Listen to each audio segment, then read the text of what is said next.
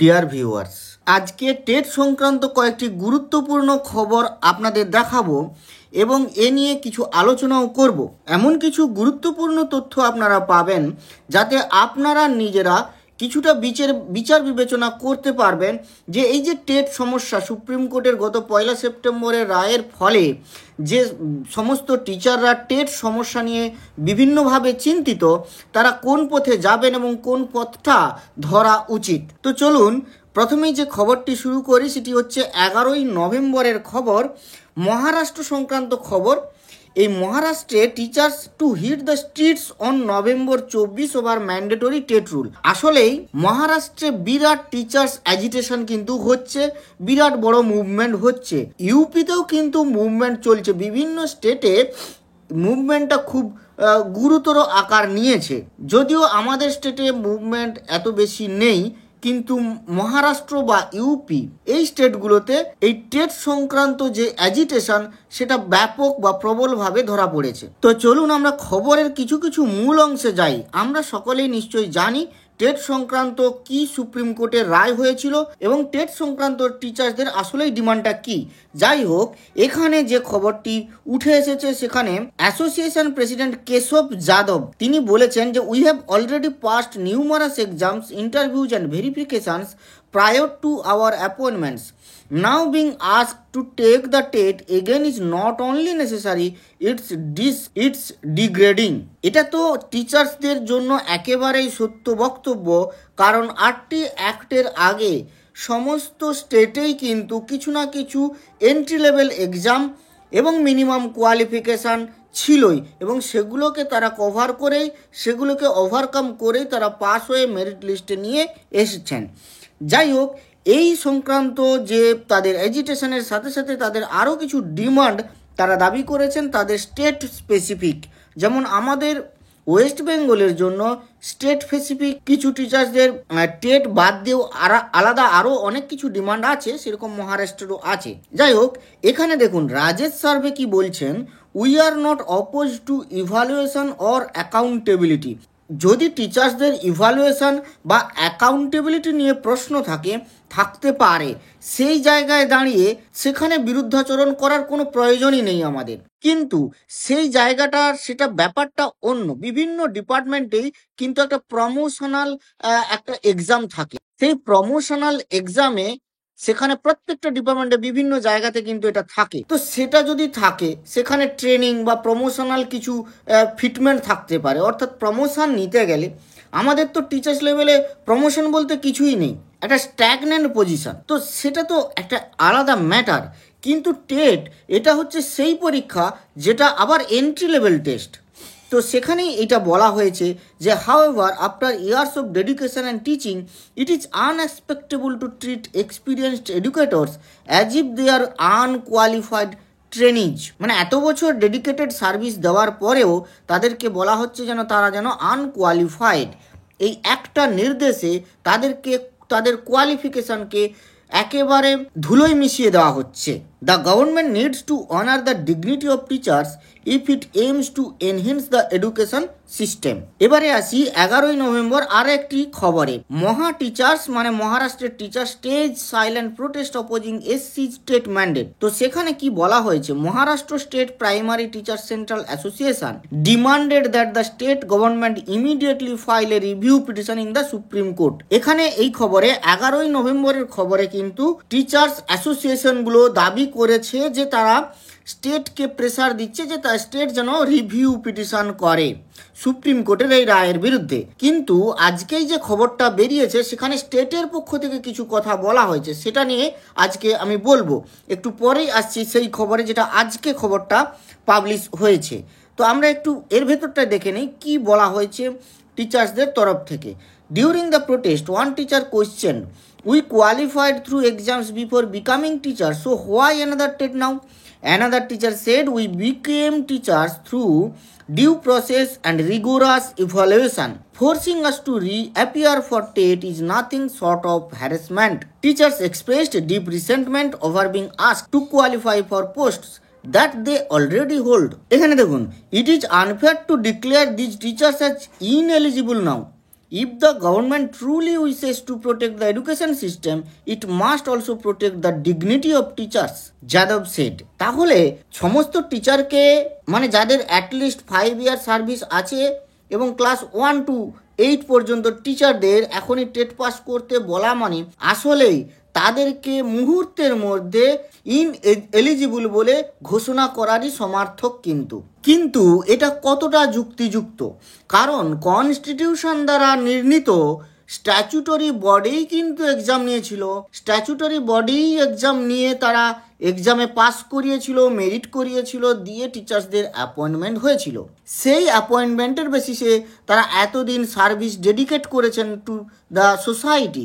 সমাজে এতদিন সার্ভিস দেওয়ার পরে এসে তাদেরকে মুহূর্তের মধ্যে তুড়ি মেরে বলে দেওয়া হলো you are ineligible, now you have to pass an eligibility test. এটা কতটা যুক্তিযুক্ত? যাই হোক, এরপরে আমরা আসি আজকের যে খবর 12ই নভেম্বর, সেই 12ই নভেম্বরে কি বলা হলো স্টেটের তরফে। খবরটি দেখুন, state seeks centre's intervention to exempt pre 2013 teachers from the mandatory TET. 12ই নভেম্বর এই খবরে বলা হচ্ছে যে স্টেট কিন্তু সেন্টার্সের ইন্টারভেনশন চাইছে 2013-র আগে নিযুক্ত টিচার্সদের জন্য। এখন 2013 আসলে মহারাষ্ট্রে 2013-র পর থেকে কিন্তু টেট ম্যান্ডেটরি হয়েছিল, যেমনভাবে ওয়েস্ট বেঙ্গলে 2012-র পর থেকে টেট ম্যান্ডেটরি হয়েছিল। তো এখানে খবরের ভিতরে আসি আমরা। এখানে কি বলেছে, the state government has decided against filing review petition in the supreme court over it's recent ruling. State government, তাহলে মহারাষ্ট্র স্টেট গভর্নমেন্ট চাইছে যে তারা রিভিউ পিটিশন করবে না, তারা কি করবে, instead the school education department has written, সত্যি এটা করেছে কিনা জানি না, তবে খবরে দাবি করা হচ্ছে has written to the national council for teacher education মানে NCT and the union ministry of education urging an exemption for teachers appointed before 2013। এনসিটির কাছে চিঠি করেছে, ইউনিয়ন মিনিস্ট্রি অফ এডুকেশনে চিঠি করা হয়েছে যাতে করে তাদের ছাড় দেওয়া হয়। Senior official said the state is now relying on an amendment to the Right to Education Act to resolve the issue, with the matter likely to be taken up in the upcoming parliamentary session. The Supreme Court's judgment has created anxiety among nearly এই খবরটা তাহলে মূল বা মোদ্দা কথা যেটা হচ্ছে senior officers তারা কি বলতে চাইছেন যে সব থেকে বেটার হবে যে 8টি অ্যাক্টটাকে অ্যামেন্ডমেন্ট করা। রিভিউ পিটিশনের থেকেও সব থেকে গুরুত্বপূর্ণ এবং কার্যকরী যে পদক্ষেপটা সেটি হবে যেটা 8টি অ্যাক্টকে অ্যামেন্ড করা।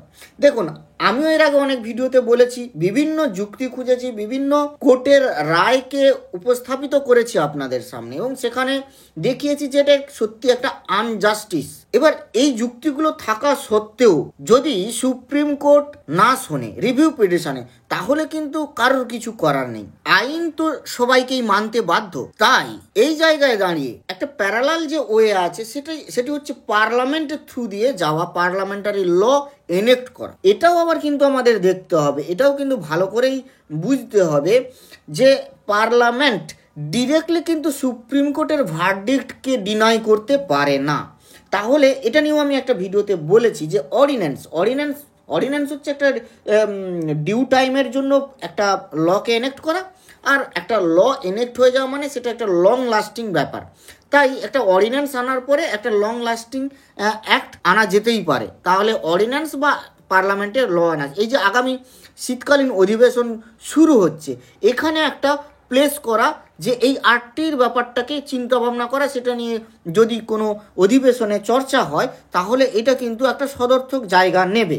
কিন্তু পার্লামেন্ট তো সরাসরি সুপ্রিম কোর্টের ভার্ডিক্টকে ডিনাই করতে পারে না, কিন্তু কোয়ালিটি এডুকেশনের ক্ষেত্রে সরকারের যে ভূমিকা এবং আরও বিভিন্ন ভূমিকার কিন্তু পুনর্বিবেচনা করা এবং সেখানে শিক্ষকদের এতদিনের dedication to the society, dedication of their service, তারা যে সার্ভিসটা করেছেন দিয়েছেন সে জায়গাগুলোকেও কিন্তু পার্লামেন্টে উপস্থাপিত করা বা তুলে ধরার একটা প্রচেষ্টা থাকা উচিত। তাহলে সমস্ত দিকগুলোকে বিবেচনা করে একটা টিচার্সদের জন্য সত্যিকারের ন্যায়িক প্রক্রিয়ায় তাদেরকে প্রোটেক্ট করা উচিত। এখানে আরও কি বলেছে দেখুন, a senior state officer said several states and teacher unions have sought a review of the Supreme Court order, but the likelihood of a reversal is low. বুঝতেই পারছেন যে মানে রিভিউ পিটিশনের যে রিভার্সাল, একেবারে একটা রিভার্স অর্ডার হয়ে যাবে, এই জায়গাটায় সবাইয়ের একটু সন্দেহ আছে বা কিন্তু আছে যে নিজেরই যে অর্ডার সেটা একেবারে 180 ডিগ্রি রিভার্স হয়ে বলা হবে যে টেট দিতে হবে না, তাহলে সেই জায়গাটায় যেন সকলের একটা সন্দেহ আছে। এটা ভেরি লো চান্স আছে যে এইরকমভাবে একটা প্রোটেকশন আসতে পারে। সেই কারণে তিনি বলেছেন, we have therefore approached the NCT which prescribes teacher qualification standards, a central amendment is the only durable solution. তার মতে তাহলে কি না, এনসিটি হচ্ছে একাডেমিক অথরিটি, তাহলে সেই একাডেমিক অথরিটির হাতে পাওয়ার আছে এবং সেন্ট্রাল অ্যামেন্ডমেন্ট যদি আসে সেটাই কিন্তু একটা ডিউরেবল বা লং লাস্টিং সলিউশন হতে পারে। The state has formally requested, মানে রিকোয়েস্ট করে দিয়েছে, জানি না সত্যিই করেছে কিনা, তবে খবরে দাবি করা হচ্ছে যে করেছে, the centre to clarify that only teachers appointed after 2009 or from 2013, এটা যেহেতু 13 হচ্ছে ওই স্টেটের জন্য, when Maharashtra notified its state rules, ওই 2013-তে মহারাষ্ট্র তাদের টেট রুলসকে নোটিফাই করেছিল, should be required to clear the examination. This issue affects teachers nationwide. If the centre acts promptly, the December TET can be avoided, otherwise all in service teachers will have to appear, the official said. এখানে কিন্তু এই state অফিসিয়ালের গুরুত্বপূর্ণ views উঠে এসেছে। তিনি কিন্তু বলতে চেয়েছেন, যদি সেন্টার এটাকে নিয়ে অ্যামেন্ডমেন্ট না করে, পার্লামেন্টে মুভ না করায়, তাহলে কিন্তু সমস্ত ইন সার্ভিস টিচার্সদের এই সুপ্রিম কোর্টের অর্ডার মাফিক তাদেরকে টেটে অ্যাপিয়ার হতে হবে। যদিও মহারাষ্ট্রের ব্যাপারটা ওয়েস্ট বেঙ্গলের থেকে কিন্তু ভিন্ন। ওয়েস্ট বেঙ্গলেও কিন্তু টেটের নোটিফিকেশান অনেক পরে হয়েছিল, তার আগে কোনো নোটিফিকেশান ছিল না। সব জায়গাতেই একই ব্যাপার, কিন্তু ওয়েস্ট বেঙ্গলের ক্ষেত্রে আবার যেহেতু একটা সেকশন নিয়ে সমস্যা আছে, প্রাইমারিদের ব্যাপারটা আলাদা, কিন্তু যখন সেকেন্ডারি স্কুলে চলে যাচ্ছেন তখন সেকেন্ডারি স্কুলে একটা সেকশন জনিত সমস্যা কিন্তু থেকেই গেছে।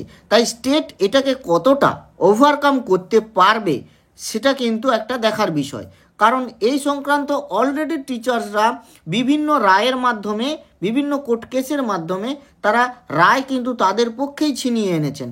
ফলে সমস্ত নর্মাল সেকশনের টিচাররা কিন্তু নর্মাল সেকশনেই বহাল আছেন, তাদেরকে আর আপার প্রাইমারি স্ট্যাটাস দেওয়া যাচ্ছে না। এবার আপার প্রাইমারির জন্য সরকার হয়তো নতুন করে নিয়োগ করতে পারে, যেমন তারা 16 পর থেকে করছে, যে আলাদা করে আপার প্রাইমারির রুলস এনে আপার প্রাইমারির পরীক্ষা হচ্ছে, সেখানে আপার প্রাইমারির জন্য স্পেশালি সেই সমস্ত আপার প্রাইমারির টিচার তাদেরকে নিয়োগ করা হচ্ছে। কিন্তু নর্মাল সেকশনের টিচার তারা নর্মাল সেকশনে আগে থেকেই রিক্রুটেড, ফলে এই যে জায়গাটা তৈরি হয়েছে, গভর্নমেন্ট কিন্তু এটাকে প্রতিহত কিভাবে করবে সেটা কিন্তু দেখার বিষয়। যাই হোক, মহারাষ্ট্রের ব্যাপারটা একটা রকম, ওয়েস্ট বেঙ্গল স্টেটের ব্যাপারটা আরেক রকম। তবুও যদি সেন্ট্রালি এটা অ্যামেন্ডমেন্ট হয় তাহলে কিন্তু সমস্ত স্টেটে এটা লাগু হতে বাধ্য। তাই এটা এখন তাকিয়ে থাকার ব্যাপার যে সেন্ট্রাল আগামী শীতকালীন অধিবেশনে কি পদক্ষেপ গ্রহণ করে। তো আজ এই পর্যন্ত, ভালো থাকবেন, সুস্থ থাকবেন, ধন্যবাদ।